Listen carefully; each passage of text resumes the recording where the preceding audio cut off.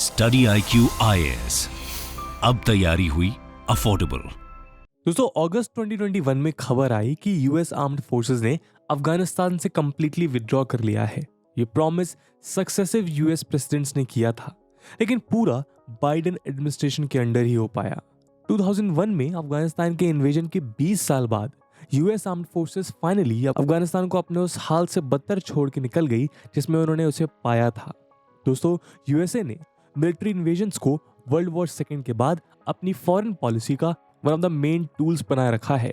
लेकिन यूएस के कोवर्ट या ओवर्ट मिलिट्री इंटरवेंशंस में इस्लामिक नेशंस का नाम अलग से चमकता है। आज का यूएस जो ज्यादातर Indo Pacific region, India, China और अमेरिका फर्स्ट के फोकस के साथ दिखाई पड़ता है, हमेशा ऐसा नहीं था। बहुत लंबे समय तक इंडिया तो यूएस की फॉरेन पॉलिसी का हिस्सा ही नहीं था। कोल्ड वॉर के जमाने से ही Iraq, Kuwait, Iran, Afghanistan, Pakistan, Saudi Arabia, Libya, Yemen, Syria और टर्की जैसे देश यूएसए की फॉरेन पॉलिसी का फोकस बने रहे। या फिर शायद ये कहना सही होगा कि ये देश यूएसए की फॉरेन पॉलिसी का शिकार हुए हैं। आज इनमें से ज्यादातर नेशंस की बुरी हालत के लिए यूएसए ही जिम्मेदार है। इस्लामिक नेशंस के साथ यूएस का एक बड़ा इंटरेस्टिंग लव हेट रिलेशनशिप है।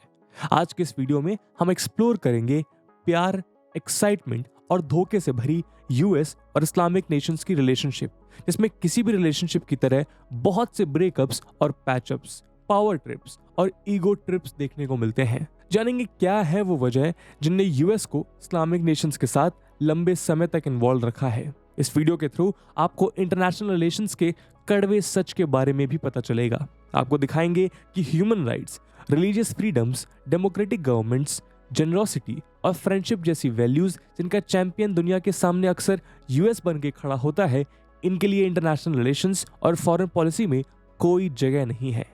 साथ ही मैं आपको बता दूं कि इस टॉपिक की रेलेवेंस यूपीएससी मेंस के पर्सपेक्टिव से काफी ज्यादा है। इसके बारे में हम वीडियो के अंत में और भी बात करेंगे, पर फिलहाल के लिए अपने डिस्कशन को हम आगे बढ़ाते हैं। दोस्तों इंटरप्शन के लिए माफी, पर ये कोई ऐड नहीं है।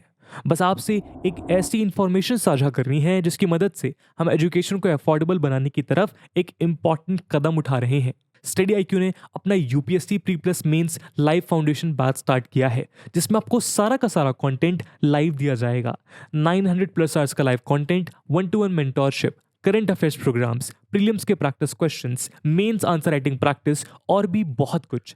मात्र 18,999 के डिस्काउंटेड प्राइस पे अगर आप AG live coupon code use करते हैं। दोस्तों अगर आप या फिर आपके दोस्त या भाई बहन कभी भी यूपीएससी का एक सीरियस अटेम्प्ट देना चाहते हैं, तो आई डोंट थिंक कि इससे बेहतर मौका फिर कभी मिलेगा। एंड जस्ट टू मेंशन, ये प्राइस लिमिटेड स्टूडेंट्स के लिए है। दोस्तों इन बैचेस में एडमिशन की लास्ट डेट 31 अगस्त है और क्लासेस की टाइमिंग मॉर्निंग 8 AM रहेगी। तो अब आप भी AG live coupon code use करके अपनी यूपीएससी की तैयारी को भारत के बेस्ट एजुकेटर्स के साथ स्टडी IQ के फाउंडेशन बैचेस का सपोर्ट प्रोवाइड कर सकते हैं। इस बात से रिलेटेड सभी इंपॉर्टेंट लिंक्स आपको पिन कमेंट में मिल जाएंगी। अब आप अपना वीडियो देख सकते हैं, but don't forget to use AG live, otherwise you will say कि बाकी लोगों को कम रेट्स पे कोर्स मिला है। बाकी सभी अपडेट्स के लिए आप मुझे मेरे सोशल मीडिया हैंडल्स पे फॉलो कर सकते हैं। दोस्तों कहानी की शुरुआत होती है दो थीम से, cold war and crude oil. Basically second world war के बाद दो मेजर सुपर पावर्स बची थी, इंपीरियल जापान को हराने वाला यूएसए और नाजी जर्मनी को हराने वाला यूएसएसआर। डेमोक्रेसी और कम्युनिज्म जैसी ऑपोजिंग आइडियोलॉजीज पर बेस्ड होने के कारण इन दोनों सुपर पावर्स के बीच कोऑपरेशन का कोई स्कोप ही नहीं था। इनकी राइवलरी को कोल्ड वॉर कहा ही इसलिए जाता है क्योंकि कोई डायरेक्ट लार्ज स्केल फाइटिंग की जगह रीजनल प्रॉक्सी वॉर्स के थ्रू ये दोनों कंट्रीज अपने इन्फ्लुएंस को बनाने में लगी रहीं। इस दौरान अमेरिका की फॉरेन पॉलिसी ट्रूमैन डॉक्ट्रिन पर बेस्ड थी, जिसके अनुसार दुनिया में कहीं भी डेमोक्रेसी को खतरा दुनिया भर की डेमोक्रेसी के खतरे के बराबर था। इसकी एग्जैक्ट सोशलिस्ट काउंटरपार्ट यूएसएसआर में ब्रेजनेव डॉक्ट्रिन थी। ये दोनों कंट्रीज कोल्ड वॉर को परपेचुएट करने के इंस्ट्रूमेंट्स बनी। कोल्ड वॉर बहुत से फ्रंट्स पर लड़ा गया, जैसे न्यूक्लियर आर्सेनल का buildup, conventional military deployment, psychological warfare, propaganda campaigns, espionage, embargoes या सैंक्शंस, स्पोर्ट्स इवेंट्स में राइवलरी और टेक्नोलॉजिकल कॉम्पिटिशंस जैसे कि स्पेस रेस। कोल्ड वॉर का एक मेजर कॉन्टेस्ट क्रूड ऑयल पर कंट्रोल को लेकर भी हुआ। वर्ल्ड वॉर सेकेंड से पहले ही यूनाइटेड स्टेट्स ने मिडिल ईस्टर्न कंट्रीज को highly skilled petroleum engineers provide किए थे। साथ ही 1928 के रेड लाइन एग्रीमेंट और 1944 के एंग्लो अमेरिकन पेट्रोलियम एग्रीमेंट के थ्रू यूएस और उसके यूरोपियन अलाइज ऑयल इंडस्ट्री में कार्टेलाइजेशन और मोनोपोल्स के थ्रू अपना दबदबा बनाना चाहते थे। इसके लिए जरूरी था कि कोई भी मिडिल ईस्टर्न स्टेट बहुत पावरफुल ना बन सके। इसे समझने के लिए American president Franklin D Roosevelt का ब्रिटिश एम्बेसडर के लिए 1944 का आप एक स्टेटमेंट सुनिए। Persian oil is yours, we share the oil of Iraq and Kuwait, as for Saudi Arabian oil it's ours. लेकिन दोस्तों याद रखें कि वर्ल्ड वॉर सेकेंड के बाद का time anti colonial national politics का टाइम था और मिडिल ईस्ट कोई एक्सेप्शन नहीं था। यहाँ भी इंडिया की तरह नेशनलिस्टिक पॉलिटिकल ग्रुप्स पॉपुलर होते जा रहे थे जो इंग्लिश और फ्रेंच कॉलोनियल पावर्स के लिए बड़ा सरदर्द बन रहे थे। क्लियरली मिडिल ईस्ट में एक पावर वॉइड क्रिएट हो रहा था और यूएस ने वॉइड को भरने का फैसला कर लिया था। दोस्तों कहानी के पहले पड़ाव की तरफ चलते हैं जो है सीरिया। 1946 में सीरिया न्यूली इंडिपेंडेंट रिपब्लिक बना, लेकिन 1949 में ही एक मिलिट्री कू हुई जिसमें आर्मी चीफ ऑफ स्टाफ को CIA की मदद मिली। इस वजह से एक स्टेबल डेमोक्रेसी मिलिट्री डिक्टेटरशिप की तरफ ढकेल दी गई। पावर में आते ही सीरियन डिक्टेटर जाइम ने उसको बेनिफिट करने वाले बहुत से डिसीजंस लिए। ट्रांस अरेबियन पाइपलाइन यानी टैप लाइन को अप्रूव कर दिया गया जो सऊदी ऑयल को मेडिटेरेनियन पोर्ट्स तक ट्रांसपोर्ट करने का एक अमेरिकन प्रोजेक्ट था। इसके अलावा सीरिया के डिक्टेटर ने लोकल कम्युनिस्ट पर क्रैकडाउन इनिशिएट कर दिया और अमेरिकन अलाइज इजराइल और टर्की के साथ रिलेशनशिप्स भी बेहतर किए। लेकिन जाइम की रेन शॉर्ट लिव्ड रही। फ्यूचर में CIA ने और भी कई कू प्लान किए और अपने पपट को इंस्टॉल करने की पूरी कोशिश की। जब मन की बात पूरी हुई तो सीरिया USA का one of the most trusted partners बताया गया। लेकिन 1986 में US secretary of state Alexander Haig ने सीरिया को दुनिया का सबसे बड़ा स्टेट स्पॉन्सर ऑफ टेररिज्म बताया और 1991 में जब सीरिया ने इराक में US के द्वारा किए गए इन्वेजन को अपोज किया तो US ये सारा कोऑपरेशन भूलकर एक कंप्लीटली एंटी सीरिया पॉलिसी की तरफ बढ़ गया। दरअसल इराक वॉर के समय सीरिया किसी भी सोवन स्टेट की तरह एक इंडिपेंडेंट फॉरेन पॉलिसी अपनाने की कोशिश कर रहा था जो USA को अनएक्सेप्टेबल लगने लगा। यहाँ तक कि सीरिया ने 9/11 अटैक्स के बाद US गवर्नमेंट के वॉर ऑन टेरर में अलकायदा के खिलाफ इंटेलिजेंस प्रोवाइड करके सहयोग भी दिया था। लेकिन इसके बहुत पहले ही US ने सीरिया को टेररिस्ट स्टेट का दर्जा देके इलेजिटिमाइज कर दिया था। दोस्तों बात यहीं खत्म नहीं होती थी। अमेरिका ने डिसाइड कर लिया था कि सीरिया में उसे फिर से एक पपेट रजीम स्थापित करनी है। ये मौका अमेरिका को 2011 के अरब स्प्रिंग के दौरान मिला जब पूरी मिडिल ईस्ट और north Africa pro democracy protest में डूबे हुए थे। लेकिन इन प्रोटेस्ट में कुछ प्योरली एंटी स्टेट एलिमेंट भी शामिल थे जो मौके का फायदा उठाकर सीरिया में एक सुन्नी इस्लामिक स्टेट स्टैब्लिश करना चाहते थे। केवल इस वजह से ही सीरिया ने एक इंडिपेंडेंट फॉरेन पॉलिसी फॉलो की जिसमें पैलेस्टीनियन रेजिस्टेंस को सपोर्ट किया गया। US ने एंटी गवर्नमेंट प्रोटेस्ट को सपोर्ट करना शुरू कर दिया, लेकिन इस प्रोसेस में जेन्युइन पॉलिटिकल लीडरशिप कहीं इमर्ज ही नहीं हो पाई और आर्म्ड रिबेल ग्रुप्स ने सीरिया में पावर हथिया लिया। जरा सोच कर देखिए कि अगर डेमोक्रेसी लाना ही अमेरिका की फॉरेन पॉलिसी का नोबेल ऑब्जेक्टिव होता तो इस रीजन से डिप्रेसिव स्टेट जैसे कि सऊदी अरेबिया, कतर और बहरीन में US ने मिलिट्री ऑपरेशंस क्यों नहीं चलाए। इस बात से आपको हिंट मिल चुका होगा कि US के डेमोक्रेसी फर्स्ट, एंटी टेररिज्म और ह्यूमन राइट्स के आर्गुमेंट्स कितने खोखले हैं और कितने स्पेसिफिक भी।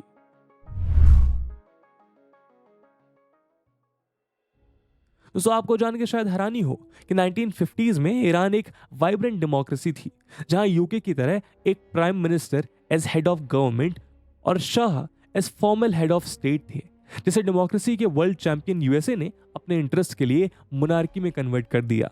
और फाइनली आज ईरान एक थियोक्रेसी यानी रिलीजियस स्टेट है।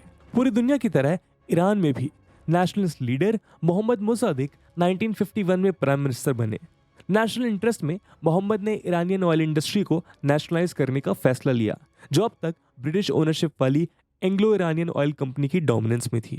लेकिन शाह ऑफ ईरान मोहम्मद रेजा पहलवी नेशनलाइजेशन के खिलाफ थे क्योंकि उन्हें डर था कि इस वजह से ईरान पे ट्रेड सैंक्शंस लगा दिए जाएंगे। साथ ही ईरानियन ऑयल इंडस्ट्री के वर्कर्स को इस सिचुएशन में जॉबलेसनेस का डर सता रहा था। सैंक्शंस लगाए गए और ईरान में राइट्स शुरू हो गए। शाह ने मुसादिक से रेजिग्नेशन की मांग की, जिसे मुसादिक ने रिफ्यूज कर दिया।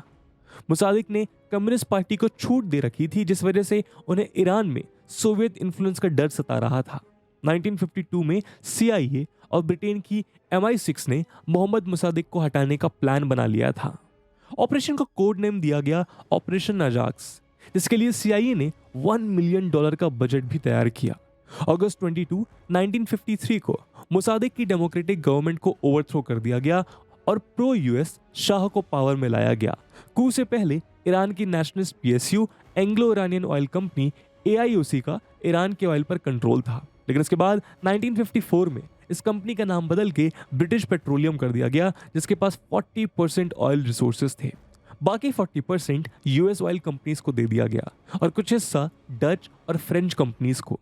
काफी समय तक ईरान US का क्लोजेस्ट एलाई बना रहा और US ने शाह की ब्रूटल सीक्रेट पुलिस को फंड भी किया।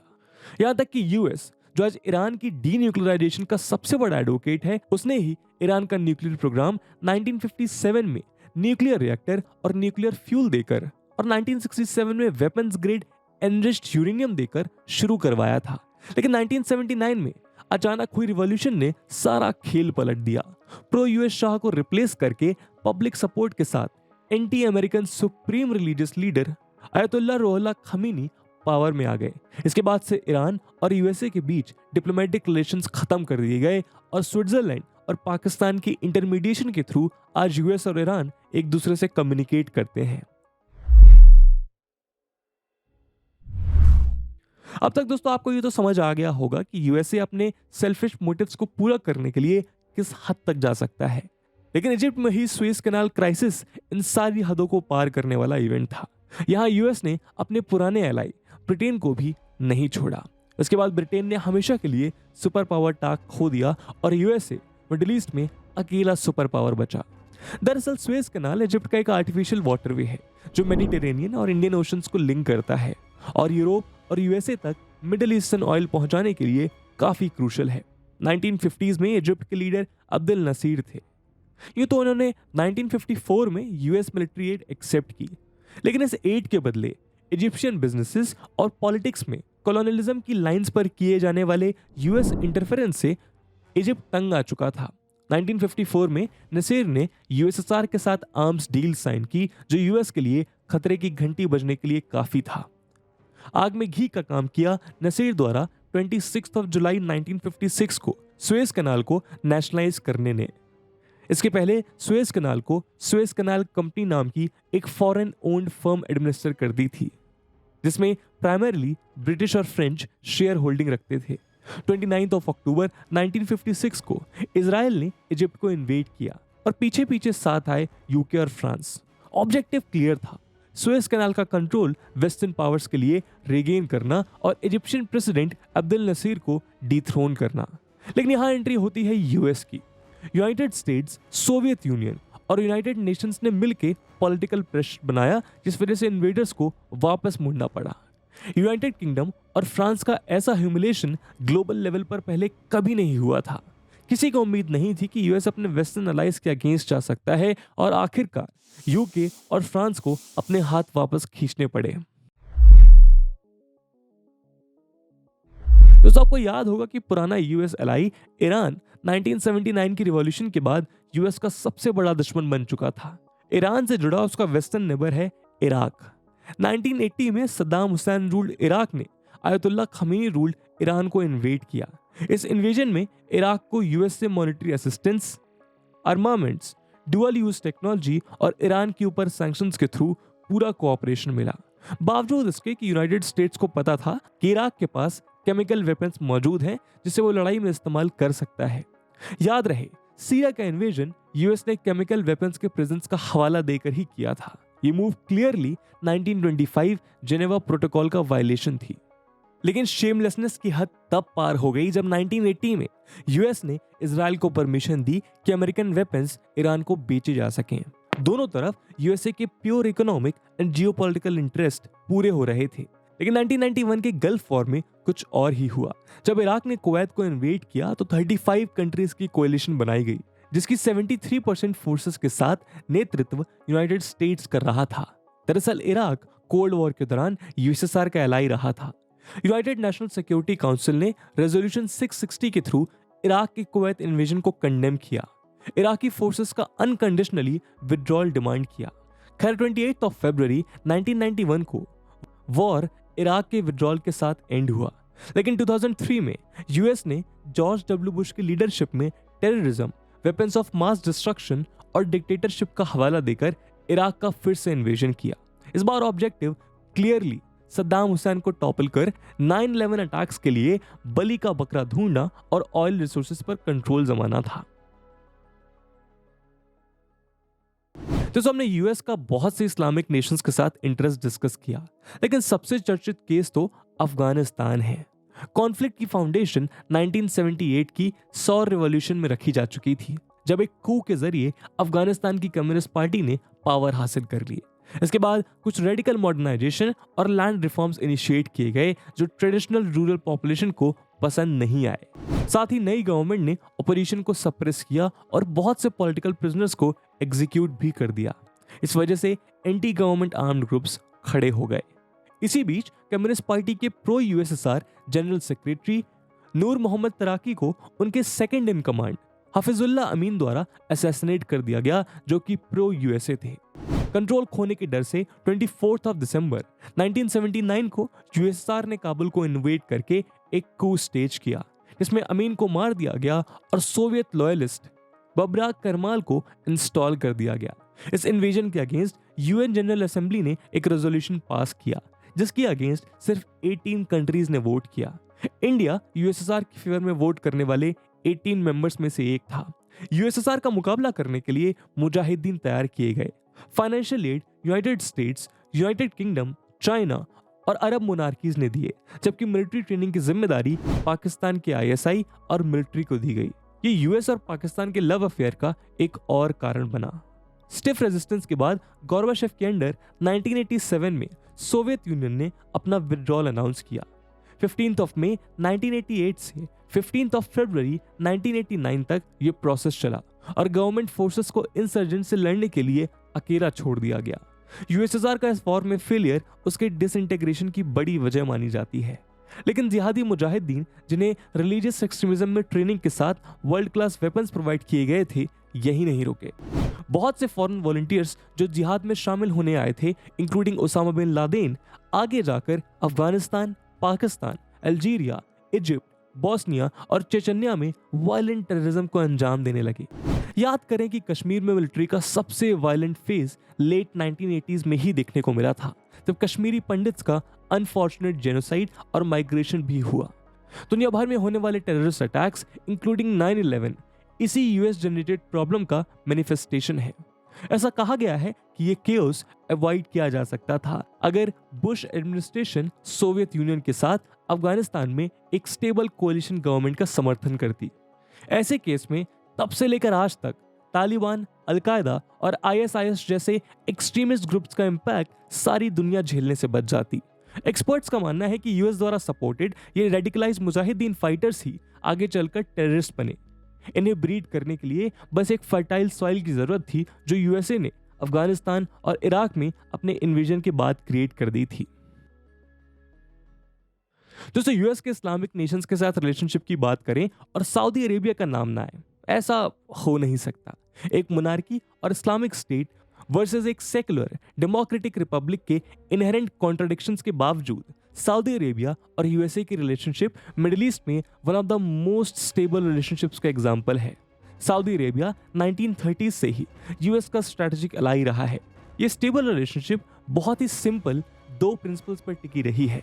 यूएस का सऊदी की रॉयल फैमिली के लिए अनकंडीशनल मिलिट्री एड और सारे ह्यूमन राइट वायलेशंस और एट्रोसिटीज को अनदेखा करना। बदले में सऊदी का यूएस के लिए डॉलर में denominated low price reliable oil supply along with US foreign policy के लिए अनकंडीशनल सपोर्ट। कोल्ड वॉर में कम्युनिस्ट के खिलाफ दोनों नेशंस हमेशा साथ खड़ी रहीं। अफगानिस्तान में सोवियत इन्वेजन के खिलाफ और कुवैत में ईरान इन्वेजन के खिलाफ भी यूएस और सऊदी अरेबिया का स्टैंड सेम लाइंस पर ही रहा। 1990 और 91 के गल्फ वॉर के दौरान भी यूएस ने सऊदी अरेबिया में ग्राउंड ट्रूप स्टेशन रखे। हालांकि इजराइल के लिए यूएस के सपोर्ट ने यूएस सऊदी रिलेशंस को समय समय पर कॉम्प्लिकेट किया है। यहां तक कि 1973 जब अरब इजरायली वॉर के दौरान यूएस ने इजराइल का समर्थन किया तो सऊदी अरेबिया ने ओपेक कंट्रीज के साथ मिलकर यूएस पर ऑयल एम्बार्गो घोषित कर दिया। लेकिन मिलिट्री एड की मदद से 1974 में दोनों कंट्रीज ने नॉर्मल रिलेशंस रिज्यूम कर लिया। अर्ली 2000 में यूएस में शेल ऑयल प्रोडक्शन बढ़ाने के कारण यूएसए सऊदी ऑयल रिसोर्सेज पर कम डिपेंडेंट हो गया। साथ ही पोस्ट 9/11 अटैक्स दोनों कंट्रीज के रिलेशंस और स्ट्रेन से गुजरे, क्योंकि यूएस के अनुसार सऊदी अरेबिया सुन्नी एक्सट्रीमिज्म और वहाबिज्म का बड़ा सेंटर था। ओसामा बिन लादेन भी सऊदी अरेबिया में ही बॉर्न हुआ था। लेकिन मैच्योरिटी दिखाते हुए दोनों नेशंस ने वॉर ऑन टेरर पर कोऑपरेट किया। दरअसल सऊदी अरेबिया खुद कुछ वायलेंट टेररिस्ट ऑर्गेनाइजेशंस के खिलाफ लड़ रहा था, जो अन्य मुस्लिम कंट्रीज में रह के सऊदी के लिए खतरा बनती जा रही थी। रिसेंटली 2018 में जमाल खशोगी नाम के डिसेंट जर्नलिस्ट का इस्तांबुल में सऊदी एम्बेसी में कोल्ड ब्लडेड मर्डर होने के बाद यूएसए के लिए अपनी पब्लिक को ह्यूमन राइट वायलेशंस पर जवाब देना मुश्किल हो गया। इस वजह से कुछ समय तक दोनों देशों के रिलेशंस म्यूटेड रहे। लेकिन जब जो बाइडेन की रिसेंट विजिट में सऊदी प्रिंस को फर्स्ट बम के साथ ग्रीट किया गया तो यह क्लियर हो गया कि यूएस के लिए हाई ऑयल प्राइसेस के आगे ह्यूमन राइट्स की कोई खास जगह नहीं है। तो दोस्तों, आज के इस वीडियो में हमने यूएस के इस्लामिक नेशंस के साथ इंटरेस्ट को समझने के थ्रू जियोपॉलिटिक्स की कुछ रियलिटीज को जाना। लेकिन एक बात आपको क्लियर होनी चाहिए कि यूएस का मिडिल ईस्ट में इंटरेस्ट किसी रिलीजन पर नहीं बल्कि प्योरली इकोनॉमिक और जियोपॉलिटिकल ग्रीड पर आधारित था। मिसाल के लिए ज्यूइश स्टेट इजराइल को ही ले लीजिए। यूएस इजराइल को डिप्लोमेटिक रिकॉग्निशन एक्सटेंड करने वाला पहला स्टेट था, जबकि यह सारे अरब इस्लामिक स्टेट के इंटरेस्ट के खिलाफ था। जून 1967 में इजराइल ने इजिप्ट, जॉर्डन और सीरिया के साथ 6 डे वॉर लड़ा, जिसमें इजराइल ने पैलेस्टीन का वेस्ट बैंक, सीरिया के गोलान हाइट्स और इजिप्ट का सिनाई पेनिनसुला तक कैप्चर कर लिया था। यूएस ने इजराइल को वेपन्स और फाइनेंसेस के थ्रू इस्लामिक नेशंस के अगेंस्ट सपोर्ट प्रोवाइड किया। समझने वाली बात यह है कि इंटरनेशनल रिलेशंस में परमानेंट फ्रेंड्स या एनिमीज नहीं होते। सारे डिसीजंस उस समय के जियोपॉलिटिकल इवेंट्स को मद्देनजर रखते हुए नेशनल इंटरेस्ट को मैक्सिमाइज करने की नजर से लिए जाते हैं। तो दोस्तों, आज के एनालिसिस को हम यहीं खत्म करते हैं। आई होप आपको ये वीडियो पसंद आई होगी। और जैसा कि वीडियो के पहले भाग में बताया गया कि इस वीडियो की इंपॉर्टेंस यूपीएससी मेंस के पर्सपेक्टिव से काफी ज्यादा है, और उसी इंपॉर्टेंस को देखते हुए एक सवाल हम आपके लिए छोड़कर जा रहे हैं जिसको आपको कमेंट सेक्शन में आंसर करना है। And the question is, the US policy in Middle East has been guided by notions of self-interest in the sphere of economic and security concerns. Analyze. And with this question, my friends, that's it for the video. I hope आपको video पसंद आया होगा, और अगर पसंद आया है तो अपने दोस्तों के साथ साझा करना बिल्कुल मत भूलिएगा। हम मिलते हैं अगले वीडियो में, तब तक के लिए जय हिंद, जय भारत। स्टडी IQ IAS, अब तैयारी हुई अफोर्डेबल।